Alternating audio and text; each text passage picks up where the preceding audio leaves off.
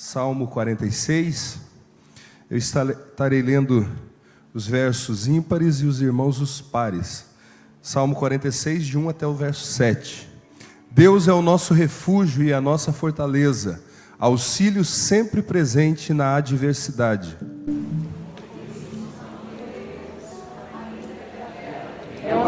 Os montes afundem no coração do mar. Ainda que estrondem em suas águas turbulentas e os montes sejam sacudidos pela sua fúria. Ao rio cujos canais atravessam a cidade de Deus, o santo lugar de habita o Altíssimo. Deus nela está, não será abalada. Deus vem em seu auxílio desde o romper da manhã.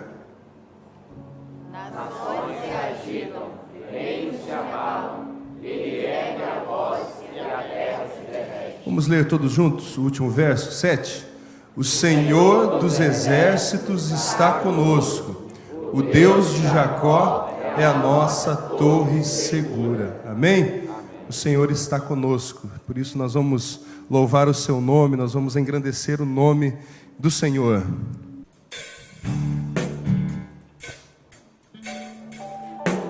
As palmas.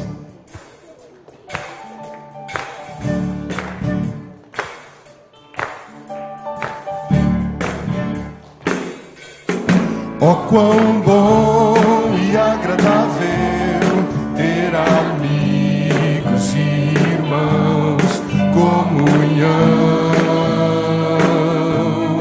vinho e pão. Como orvalho desce da montanha sobre a relva, nosso chão, comunhão, vinho e pão. Encontrar em Cristo bom tesouro, meus amigos e irmãos, todos juntos em adoração. Alegria enche toda a casa, aleluia, glória a Deus, comunhão, vinho e pão. Agora eu convido você a sair do seu lugar e cumprimentar a pessoa que está perto de você, que está à sua frente e atrás de você. Neste momento de comunhão, vamos cantar do início. Ó quão bom, ó quão bom e agradável ter amigos e irmãos, comunhão, vinho e pão. Como orvalho desce da montanha sobre a relva, nosso chão, comunhão, vinho e pão. Encontrar em Cristo bom tesouro, meus amigos e irmãos, todos juntos em adoração. Alegria enche toda a casa, aleluia, glória a Deus, comunhão, vinho e pão. Encontrar em Cristo bom tesouro, meus amigos e irmãos, todos juntos em adoração.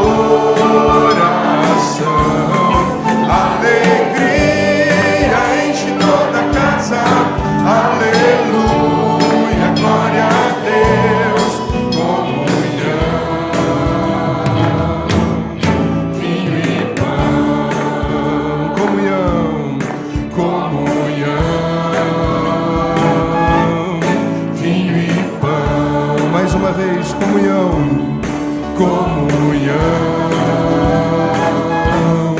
vinho e pão. Amém? Amém.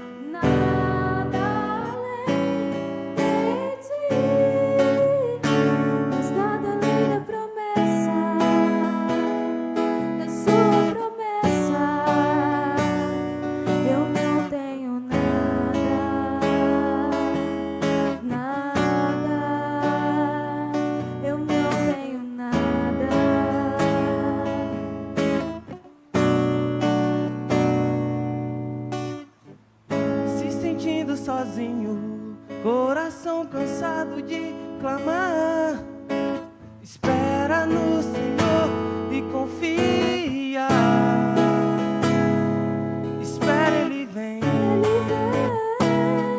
Confia, Ele vem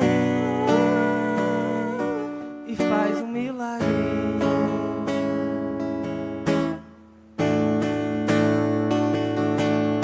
Teu choro não é em vão, seu Deus contigo está. Espera no Senhor e confia. Espera, Ele vem. Confia, Ele vem e faz um milagre.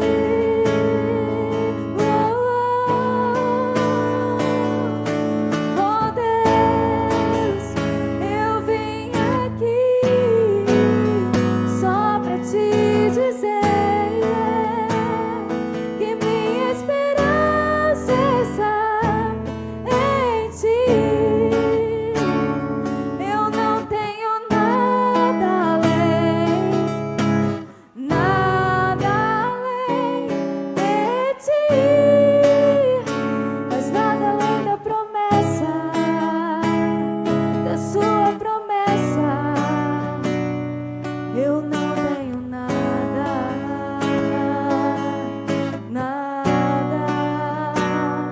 eu não tenho nada,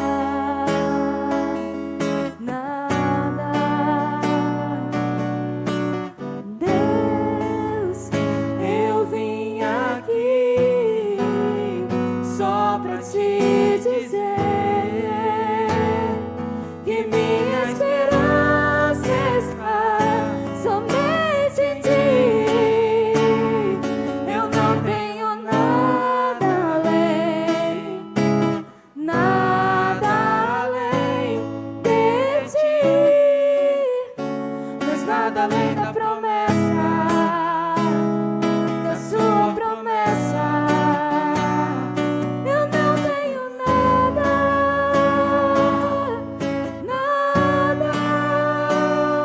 eu não tenho nada.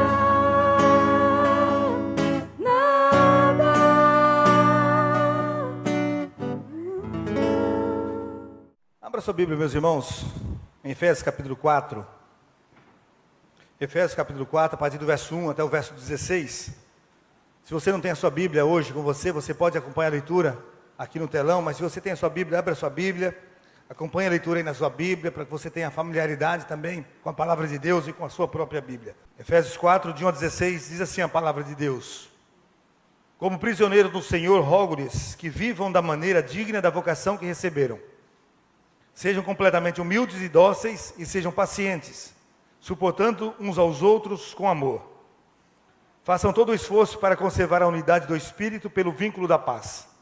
Há um só corpo e um só Espírito, assim como a esperança para a qual vocês foram chamadas é uma só. Há um só Senhor, uma só fé e um só batismo. Um só Deus e Pai de todos, que é sobre todos, por meio de todos e em todos. E a cada um de nós foi concedida a graça, conforme a medida repartida por Cristo. Por isso é que foi dito, quando ele subiu em triunfo às alturas, levou cativo o cativeiro e deu dons aos homens. Que significa ele subiu, senão que também descera às profundezas da terra?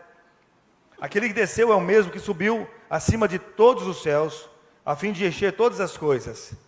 E ele designou alguns para apóstolos, outros para profetas, outros para evangelistas e outros para pastores e mestres, com o fim de preparar os santos para a obra do ministério, para que o corpo de Cristo seja edificado, até que todos alcancemos a unidade da fé, conhecimento do Filho de Deus e cheguemos à maturidade, atingindo a medida da plenitude de Cristo. O propósito é que não sejamos mais como crianças, levados de um lado para outro pelas ondas, nem jogados para cá e para lá, por todo o vento de doutrina e pela astúcia e esperteza dos homens que induzem ao erro. Antes, seguindo a verdade em amor, cresçamos em tudo naquele que é a cabeça, Cristo. Dele todo o corpo ajustado e unido pelo auxílio de todas as juntas, cresce e edifica-se a si mesmo em amor, na medida em que cada parte realiza a sua função. Amém, meus irmãos? Meus irmãos, nós estamos falando sobre a igreja que juntos estamos construindo, a igreja que triunfa. E esse assunto, na verdade, é um assunto muito relevante, porque trata da nossa igreja, a igreja da qual você faz parte. E a coisa mais empolgante nesta terra é a igreja. É a única pela qual Jesus morreu e a única pela qual Jesus voltará para resgatar a sua igreja. Portanto, o projeto mais relevante que nós temos aqui nesta terra não é outra coisa senão a igreja. Não são as indústrias, não são os comércios, não são as escolas, mas é a igreja pela qual você faz parte. Então, pertencer à igreja é algo muito precioso. Você pertencer a um povo, pertencer a esta igreja, ou outra igreja, é algo muito precioso. E sabe por que nós precisamos juntos continuar construindo esta igreja que triunfa? Porque o tempo que nós vivemos é um tempo complicado, é um tempo difícil. E você tem acompanhado essas dificuldades em todos os telejornais e nos jornais escritos também. Na área financeira, nós vemos muitas pessoas desempregadas e vemos outras tantas pessoas mal remuneradas, mal pagas. Pessoas com problemas financeiros. Na área emocional, nós vemos pessoas com doenças na alma, com estresse, com depressão, pessoas confusas, pessoas impacientes, pessoas intolerantes. E você vê de vez em quando alguém no trânsito brigando, ou você vê nos jornais coisas difíceis e complicadas acontecendo em função da intolerância, até mesmo em coisas simples, como às vezes uma coisa simples no trânsito, porque a intolerância tomou conta de muitas pessoas. Na área da saúde, epidemias surgindo em todo o tempo, acaba uma, surge outra. Na família, nós vemos relacionamentos abalados. Todos os dias, você vê brigas nas famílias, e às vezes você vê ex-marido matando as ex-esposas ou ex-namoradas, dessa forma. Filhos indo parar na prisão, estupros acontecendo. Na área da ética e da moral, nem se fala o problema que nós vivemos no nosso país, de moral, de ética. Caixa 2, agora Caixa 3, se fala até mesmo em barriga de aluguel de empresas, usando uma terceira empresa. Pessoas vivendo da sociedade em todos os lugares, prostituição, homossexualismo, vícios em todo tipo de droga. Outra questão, meus irmãos, é que as pessoas, na verdade, elas estão vazias. As pessoas estão sem esperança. As pessoas estão sem um norte para serem dirigidas, guiadas. Se perderam em meio a tantas lutas, em tantas questões. Muitas pessoas se perderam ao longo dessa caminhada e não sabem mais para onde seguir. E acaba seguindo qualquer tipo de situação, qualquer tipo de coisa. Meus irmãos, esse é o meu. Esse é o seu mundo. Essa é a nossa cidade, essa é a nossa Cachoeira de Itapemirim. E nós podemos, e nós devemos ajudar a transformar a nossa nação, ajudar a transformar a nossa cidade. Jesus deixou isso muito bem claro, que nós somos a continuidade da sua missão. Ele começou a missão, e ele deixou a continuidade dessa missão a mim e a você. Lá em João 17, quando ele faz a oração, que nós chamamos da oração sacerdotal, diz assim: assim como me enviaste, falando a Deus, orando a Deus, assim como me enviaste ao mundo, eu os envio também ao mundo. Então Jesus nos deixou essa continuidade, a continuidade da sua missão. Nos versos 15 e 16 do capítulo 17, ele fala também sobre isso. Diz assim: assim como enviaste ao mundo, eu os enviei ao mundo.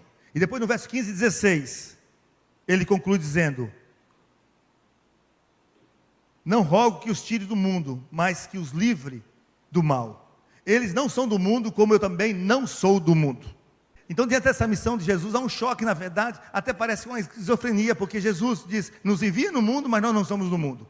Mas o que, na verdade, Jesus está dizendo, é que Ele nos enviou ao mundo, não para viver de acordo com o mundo vive, não para ser influenciado pelo mundo, mas para influenciar e para trazer transformação a este mundo.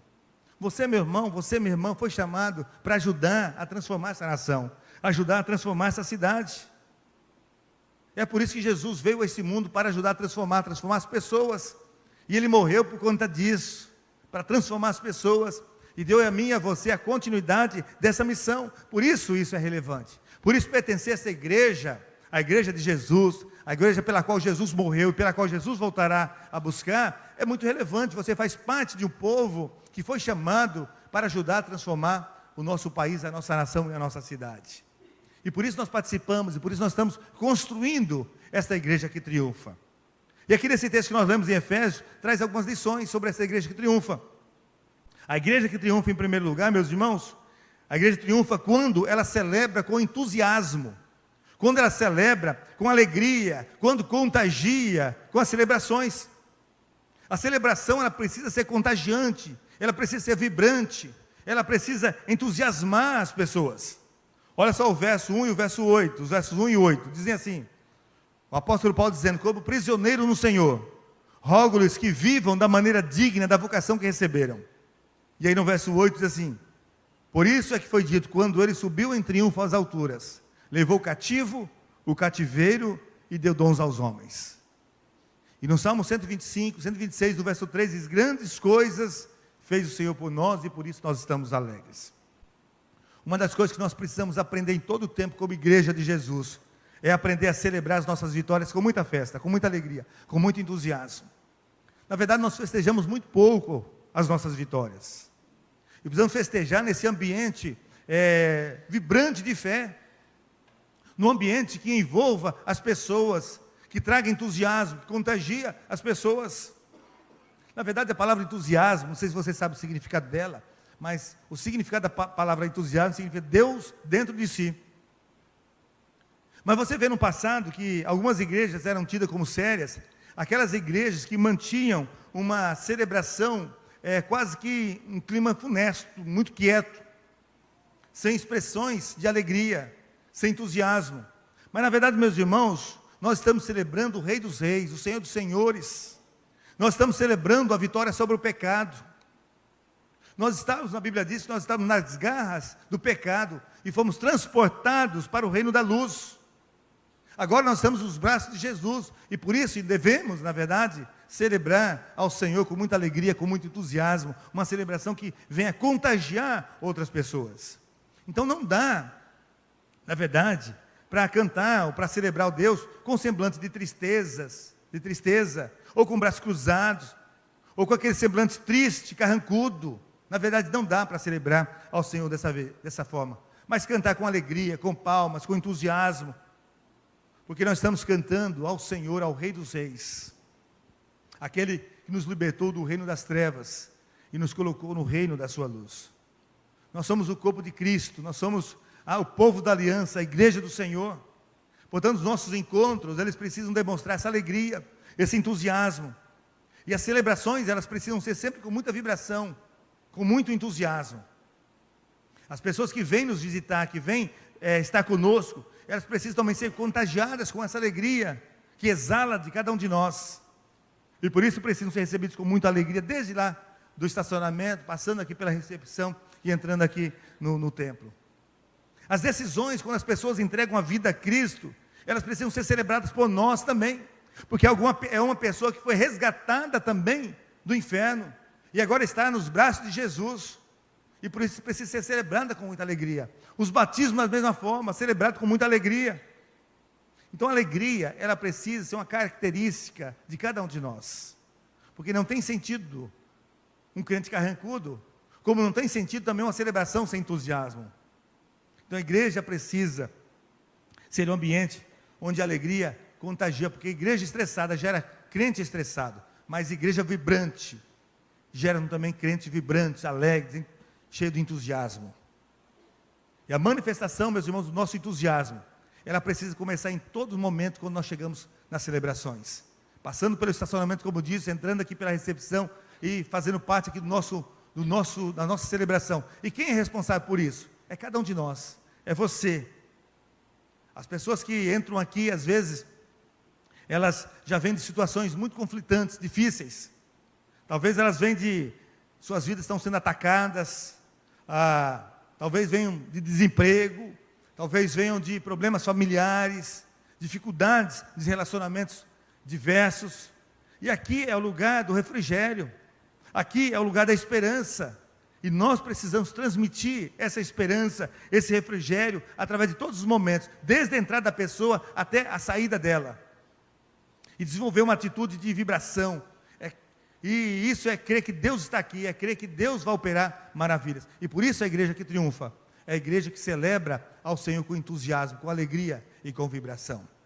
E essa é a igreja que nós queremos construir, uma igreja que triunfa. Quando você lê o Salmo 126, e um texto eu já li hoje, diz assim: quando o Senhor trouxe os cativos de volta a Sião, foi como um sonho. Então a nossa boca encheu-se de riso e a nossa língua de cantos de alegria. Até nas outras nações se dizia: o Senhor fez grandes coisas por esse povo. Sim, coisas grandiosas fez o Senhor por nós, e por isso estamos alegres. E ele completa dizendo: Senhor, restaura-nos, assim como enche os leitos dos ribeiros no deserto. Aqueles que semeiam com lágrimas, com cânticos de alegria, colherão. Aqueles que saem chorando enquanto lança semente, voltará com cantos de alegria, trazendo consigo os seus feixes. Esse salmo precisa ser cantado por nós todos os dias, por cada um de nós, porque nós servimos a um Deus todo-poderoso, um Deus que liberta, um Deus que tudo pode, e nós temos a certeza que Ele está aqui entre nós, e por isso nós podemos celebrar Ele com muita alegria, e um dia nós estaremos com Ele no paraíso, no céu. Isso merece muita festa, isso merece muito entusiasmo, e por isso a igreja que triunfa é a igreja que celebra ao Senhor com entusiasmo. Mas também a igreja triunfa quando ela constrói e cultiva relacionamentos significativos, quando ela cultiva essa comunhão entre nós. Olha só os versos 1 a 3 e verso 8, vamos ler juntos? Como prisioneiro no Senhor, rogo-lhes que vivam da maneira digna da vocação que receberam, sejam completamente humildes e dóceis, e sejam pacientes, suportando uns aos outros em amor.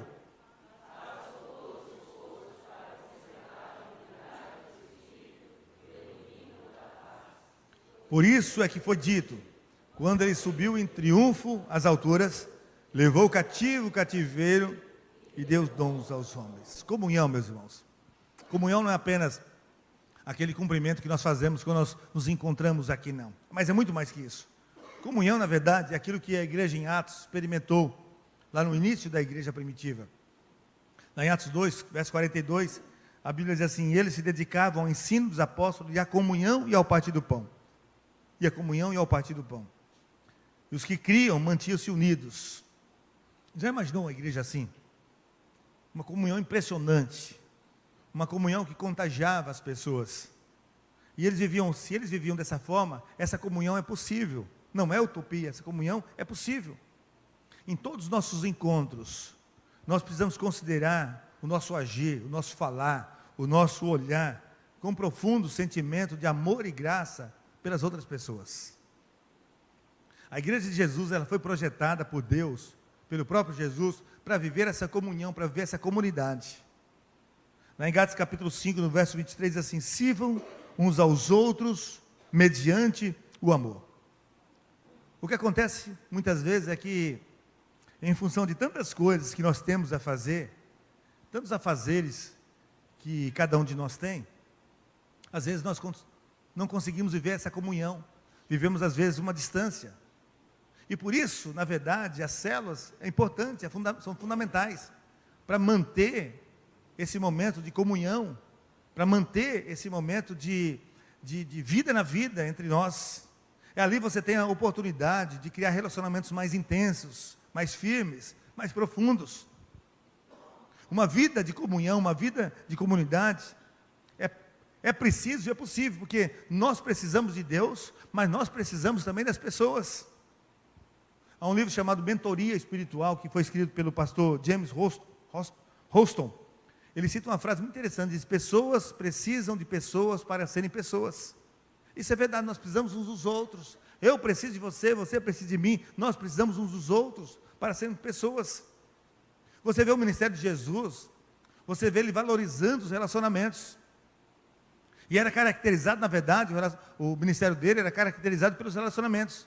Ele ia ao encontro das pessoas, ele ministrava as pessoas, ele criou canais de comunicação com muitas pessoas, ele construiu ali relacionamentos abertos, livres de preconceito, ele valorizava ali os relacionamentos, valorizava as pessoas.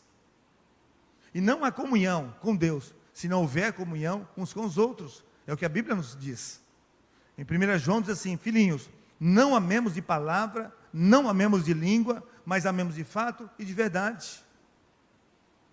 Há um teólogo chamado Karl Barth, ele diz o seguinte, que Ninguém pode dizer pai, se não estiver disposto, a primeiro lugar, dizer irmão. Então, o chamado de Deus para nós existirmos, é, antes de tudo, relacional e não funcional. O sentido da nossa vida, o sentido da nossa missão, está em nós desenvolvermos relacionamentos com as pessoas, significativos, inclusive, porque são as pessoas que dão colorido à nossa vida. E quando nós pensamos, então, no cumprimento da missão, como algo relacional, nós vamos perceber e vamos saber que é importante estar presente na vida das outras pessoas para fazermos intervenções relevantes, intervenções necessárias, intervenções importantes na vida e na história daquela pessoa, porque nós podemos ser úteis na vida dela também, como ela na nossa vida também. Porque se isso não acontecer, meus irmãos, nós não conseguiremos nos doar nessas relações. E aí tentaremos preencher a outra pessoa com coisas. E aí então sairemos dessa dimensão relacional para a dimensão funcional. É como aquele pai que não tem tempo para os filhos e acaba dando presente para tentar superar a sua ausência. E nós vamos tentando fazer da mesma forma muitas vezes. Eu tenho aprendido na minha vida de ministério, meus irmãos, que depois de Deus, são as pessoas que dão sentido à nossa vida. As pessoas são impenhoráveis. Nós somos chamados para pertencer, nós somos chamados para fazer parte de um povo, e não dá para pertencer se nós não envolvermos com as outras pessoas. Por isso a comunhão é fundamental entre nós. Por isso construir relacionamentos significativos é importante entre nós, e é isso que faz a igreja triunfar. Haverá conflitos nessas relações? Sim, haverá conflitos. Haverá divergências? Sim, haverá divergências. Dificuldades surgirão? Sim. Mas é dessa forma, meus irmãos, que nós vamos crescendo, aprimorando o nosso relacionamento, porque as relações deixarão de ser superficiais para entrar num clima de amor uns com os outros, de amor profundo com os outros, e por isso a comunhão é fundamental.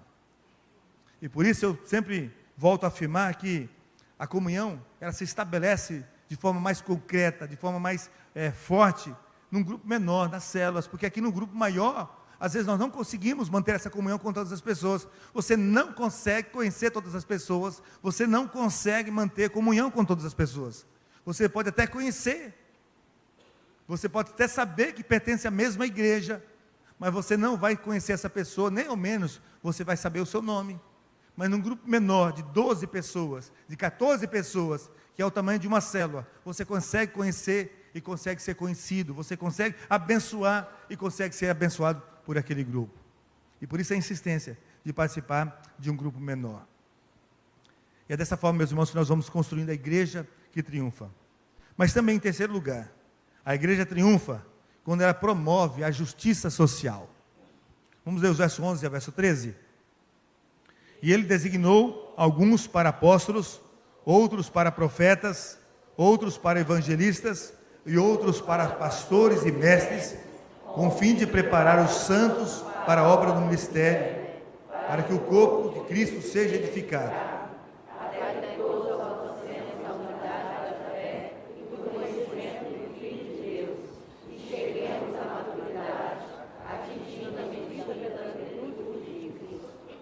A finalidade que Deus deu dons a cada um de nós foi para servirmos a Ele e as pessoas.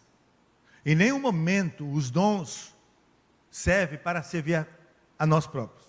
Sempre é para servir a Deus e servir as pessoas. Nenhum dom é para edificação própria. Em Mateus capítulo 25, Jesus falando aos seus discípulos e ao povo diz assim: pois eu tive fome e vocês me deram de comer, tive sede e vocês me deram de beber, fui estrangeiro e vocês me acolheram, necessitei de roupas e vocês me vestiram, estive enfermo e vocês cuidaram de mim, estive preso e vocês foram me visitar. Então os justos lhe responderão: Senhor, quando tivemos com fome e te demos de comer, ou com sede e te demos de beber? Quando tivemos estrangeiro e te acolhemos, ou necessitado de roupas e te vestimos? Quando tivemos enfermo ou preso e fomos te visitar? O rei responderá: digo a verdade, o que vocês fizeram a algum dos meus menores irmãos, a mim o fizeram. Graças a Deus, meus irmãos, que muitas igrejas estão se despertando para essa necessidade de justiça social. Uma responsabilidade que é nossa, e nós precisamos fazer essa responsabilidade em todo o tempo. Graças a Deus que nós já começamos há algum tempo a nos despertar e agir para isso. Hoje nós estamos já em fase de conclusão a Casa Azul, que é aquela casa em parceria ali para ajudar os autistas.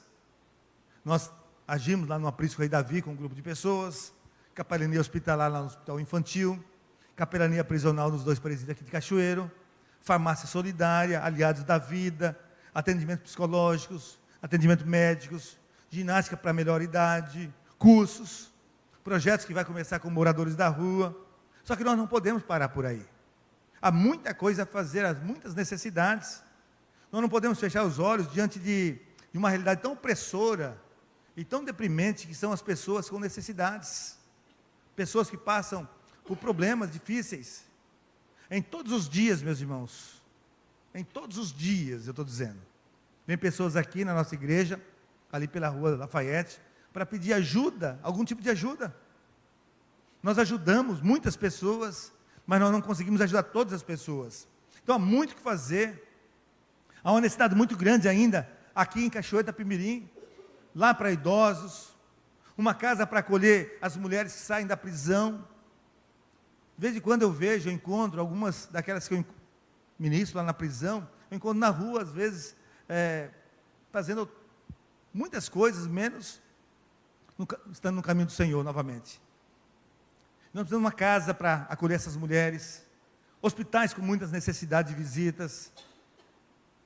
Tudo isso, nós precisamos abrir os olhos, porque nós precisamos ajudar essas pessoas. Famílias com muitas necessidades. E o mundo nunca irá melhorar apenas com ações do governo. Mas o mundo pode melhorar, irá melhorar com as ações da igreja, da nossa e de outras igrejas. O mundo só irá melhorar de fato se nós cumprirmos a nossa missão e a nossa visão, que é amar a Deus e as pessoas e conduzir essas pessoas a um relacionamento de intimidade, de discipulado com Jesus. Você sabe muito bem que Jesus é a redenção, é Ele que é a redenção. E nós, a igreja, nós somos a única agência escolhida por Jesus para agir em seu nome, aqui na terra.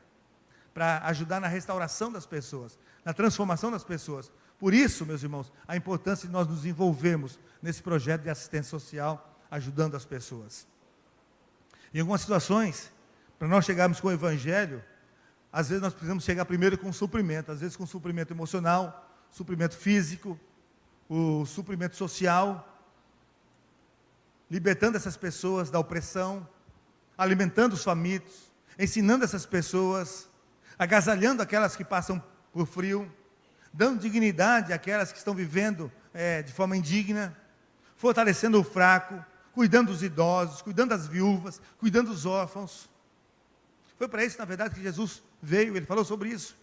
Lá em Lucas capítulo 4, diz a Bíblia o seguinte: Jesus foi a Nazaré, onde havia sido criado, e no dia de sábado entrou na sinagoga, como era o seu costume, e levantou-se para ler, e foi-lhe entregue o livro do profeta Isaías. Abriu, encontrou o lugar onde estava escrito: o Espírito do Senhor está sobre mim, porque Ele me ungiu para pregar as boas novas aos pobres, Ele me enviou para proclamar a liberdade aos presos, e recuperação da vista aos cegos, para libertar os oprimidos e proclamar o ano da graça do Senhor. Então ele fechou o livro, devolveu-o aos que tinham, ao assistente, e assentou-se. Na sinagoga todos tinham os olhos fitos nele, e ele começou a dizer-lhe: hoje se cumpriu a escritura que vocês acabaram de ouvir. Então Jesus cumpriu a sua missão, ele fez a sua parte, e agora deixou a continuidade para mim e para você. Agora, como nós podemos fazer isso? Muitas vezes eu ouço que é responsabilidade da igreja fazer essa missão, a igreja como instituição, e ela tem feito, a instituição tem feito, mas a melhor forma, o jeito bíblico de fazer isso, é envolvendo cada um de nós, é você se envolvendo nesse projeto também. Nós podemos fazer de forma individual, nós podemos fazer nas células, nós podemos fazer na comunidade toda, na igreja toda. Agora, meus irmãos, uma coisa importante que vale a pena dizer, é que nós fazemos como igreja, dentro da nossa capacidade financeira. E olhando da capacidade financeira, nós temos algumas limitações. Somos limitados por essa capacidade financeira. Porque tudo que nós precisamos fazer na ação social, nós precisamos investir dinheiro também. Na farmácia, por exemplo, nós precisamos comprar medicamentos também para ajudar a compor a farmácia. No presídio, nós doamos algumas coisas, sempre doamos algumas coisas. Sempre fazemos algumas coisas, doando coisas para as pessoas que estão ali ou para a família. No hospital, no Aprisco, Rei Davi, na Casa Azul, nós precisamos de uma missionária lá. Com o projeto de moradores de rua, nós precisamos de investir também financeiramente. E tudo isso não vem de outro lugar, a não ser dos dízimos, das ofertas que nós devolvemos ao Senhor. Hoje nós temos aqui na nossa igreja 30% dizimista. Mas imagina se nós subíssemos para 40%, o que nós poderíamos fazer muito mais. Se no outro mês nós conseguíssemos subir para 50%, se aqueles que ainda não participam dos dízimos pudessem participar, pudessem envolver nesse projeto também, como seria bênção para a vida dessas pessoas, como nós alcançaríamos muito mais pessoas, como nós alcançaríamos muito mais projetos, de 30%, passando para 40%, passando para 50%, e chegando ao ideal, que é 100%. O que nós poderíamos fazer como igreja, alcançando muito mais pessoas, ajudando muito mais pessoas. E todos esses projetos que eu citei, como Cristolândia, como Lar de Idosos, e como outros, nós poderíamos desenvolver como igreja. Poderíamos colocar em prática. Essa, meus irmãos, é a igreja que triunfa. Essa é a igreja que você participa, essa é a igreja que você se envolve. E essa é a igreja que eu convido você a continuar unido, a continuar ajudando a construir. Uma igreja que enxerga também a necessidade e a prática da justiça social. Essa é a igreja criada por Jesus. E Deus quer alcançar e quer abençoar muitas pessoas. E Ele quer usar a mim e a você para esse projeto de abençoar as pessoas. Jesus formou a igreja para triunfar. Quando Jesus formou a igreja, Ele tinha um sonho. E esse sonho é que a igreja triunfa. E ela triunfa, como nós aprendemos hoje aqui, quando ela celebra com entusiasmo, quando ela celebra com alegria, quando ela contagia as pessoas com a sua celebração, quando há um clima de alegria nas celebrações. Mas ela celebra também, ela triunfa também, quando ela constrói e ela mantém, ela cultiva os relacionamentos, a comunhão, relacionamentos significativos, quando nós não apenas vivemos num cumprimento, mas vivemos de fato na comunhão, um ajudando o outro, um abençoando o outro. Mas ela celebra e ela triunfa também, quando ela promove a justiça social. Quando a justiça social, quando a assistência social faz parte do calendário da igreja. E que Deus nos abençoe. Eu quero concluir essa mensagem, lendo com você o verso 16, que é o último verso que nós lemos desse texto. Vamos ler juntos? Dele, todo o corpo, ajustado e unido pelo auxílio de todas as juntas, cresce e edifica-se a si mesmo em amor, na medida em que cada parte realiza a sua função. Essa é a última parte. Na medida em que cada parte realiza a sua função. Cada um de nós tem um dom. Cada um de nós foi chamado por Deus para algo. E você faz parte dessa igreja para desenvolver a sua função. Que Deus assim nos abençoe. Amém?